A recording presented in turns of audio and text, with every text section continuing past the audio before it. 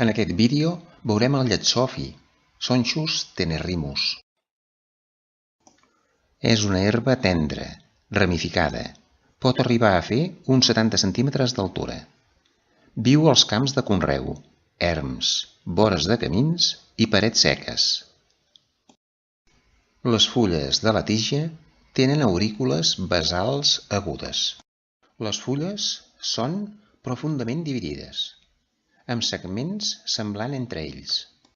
La base de l'involucre floral està cobert d'un pèl fi semblant a la llana, lanuginós. Família de les asteràcies. Inflorescència de color groc. Les lígules són més llargues que el tub de la corol·la. Floreix tot l'any. El fruit és un aqueni.